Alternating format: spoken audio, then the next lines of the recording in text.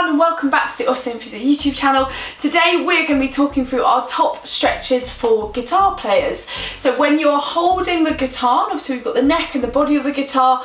The body is typically, if we're thinking of the mechanics, at slight and oblique angle, quite an awkward position sometimes. So what you find with this shoulder is you're lifting up into the arm. This puts a lot of pressure over the pectorals, over the trapezius, up into the neck, with this arm typically coming forward and round, which again puts a lot of pressure around this area of the shoulder.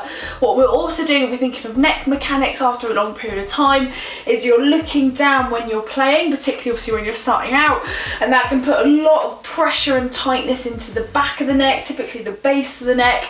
And then of course, you know, you've got to have very, very strong fingers, you've got to have strong joints, strong muscles, strong tendons around there. That can actually get quite fatigued and quite sore after a long period of time when you're playing. So it's really important with the routine today that we're releasing around the neck and stretching up through, stretching the pecs, stretching the upper back, so that we're starting to encourage the shoulders to drop back after you've been playing, down into the arms and obviously down into the hands as well.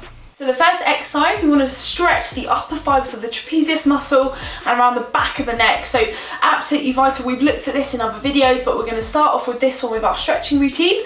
So we're going to place the hands together. You're going to clasp them and place them behind the back of the head. As we breathe in, we're lifting the neck up, and as we breathe out, we're bringing chin down towards the chest. You'll feel a lovely pull around the back of the neck. It might go down to the middle part of the back, and we want to aim to hold this between 15 to 30 seconds. So it's a really nice way to start to release through the neck. You're also opening up through the joints of the neck as you're stretching, you're gapping the joints and you're holding this position. And then once you've done that, you're going to gently release. The next thing we want to do is work around the side, so that as the fibers come out across the shoulder, again, that holding position, we're going to turn the head away, drop the chin down, letting this arm relax on this side, and you should feel a stretch down through here. You can use this arm to encourage the stretch to go a little bit further. And again, it's a really, really nice stretch across the top of the shoulders into that neck, so the fibers, medial fibers of the trapezius. Holding for 15 to 30 seconds and then gently releasing. Same on the opposite side, so obviously again it's both sides coming forward. Going to turn the head away, looking down, using the hand to guide that stretch if you need to, holding that position. And then we're going to hold right there for about 15 to 30 seconds. So again, we want to equal on both sides, and you might find, again, depending on your position when you're playing the guitar, you might have one side that's a little bit tighter than the other. And then gently unwinding. So one of the best things to use is a doorway, but obviously, like I said earlier, we use our fridge because obviously it's quite sturdy. You're going to have the arm out straight in line with the shoulder, okay? So if you're quite hypermobile like me for the elbow, just put a tiny bit of a bend into the elbow, hand flat, and then what you're going to do, keeping the arm straight, is you're going to turn the head away, turn the torso away, and so what you'll feel is it stretch into the pecs, and you'll probably feel it, or should feel it, go down into that bicep and possibly down into the forearm as well. So again, for this one, we're going to hold it. You want to aim to hold, it's a really nice stretch, aim to hold between 15 to 30 seconds. And it's so important because a lot of the time when you're playing, particularly initially as you're getting into it, you're building your stamina up, it can just get really, really tender and tight through different areas. So it's really nice to reset that pattern of tightness and get everything to relax after a long day. And then relaxing down through, same the other side. So you're going to have your arm out straight as if you're pushing into a wall or a doorway, something sturdy. Continue to keep the arm straight. Again, where I'm quite mobile, I'm just going to bend at my elbow slightly. I'm going to turn the head away, turn the torso away, and we should feel it stretching across the pectorals down into that bicep. Again, you might find one side's a little bit tighter than the other, so it's all about balancing through both sides. So although it's a little bit less symmetrical in terms of the position compared to, for example, piano players, it's really important to release through both sides, so getting everything lovely and relaxed, and then gently unwinding back to to the middle. Next, it's really important to integrate a stretch into the forearms and down into the hands as well. So we want to look at the finger flexors, the wrist flexors and the pronators with this stretch. So we're going to turn the hand over, clasp underneath the thumb, so you're holding around the palm, and you're going to bring it forward. So what there needs to be real emphasis on is bringing the fingers back as well.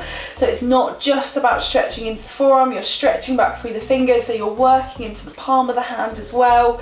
Because again, a lot of the time everything is flexed as you're playing and you're kind of using the thumb and the fingers. So we're going to start off with the fingers in the forearm first, holding in this position for 15 to 30 seconds.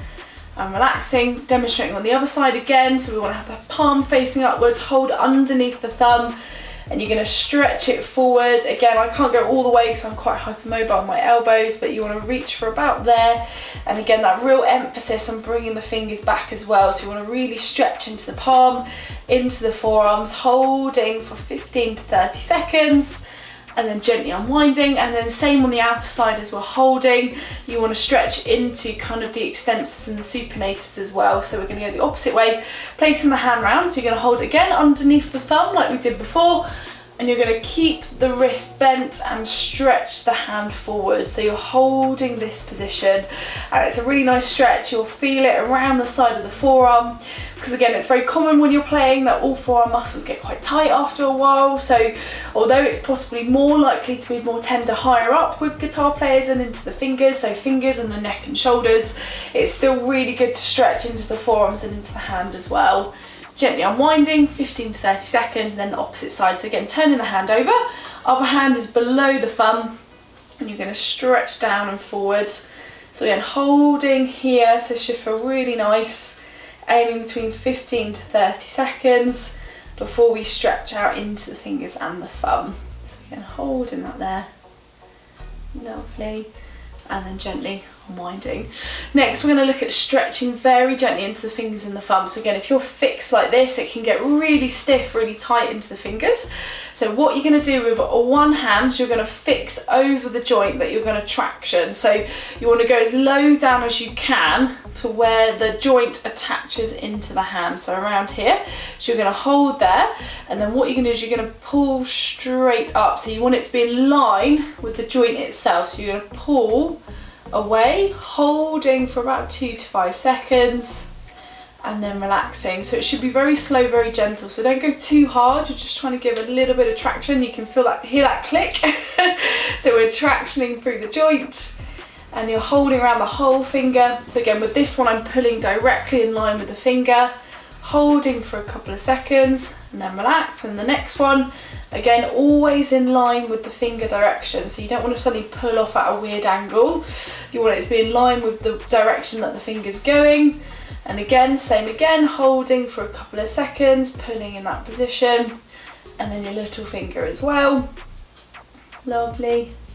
And then when you've done that, changing sides. So again, same with the thumb. So if it's going this way, you're going to pull up with the thumb, or if you're at your side, you're going to go this way, so you're going to be in line with where you're pulling, holding for a couple of seconds, and then relax. Same again, pulling away, holding for a couple of seconds, and then relax. So you want to feel like a stretch. You don't want it to be really, really sore. It doesn't need to be forceful at all. You're just trying to feel like a little bit of gapping into the joint. Again, holding for a couple of seconds. And then last but not least, the little finger, holding into that position, and then relaxing there.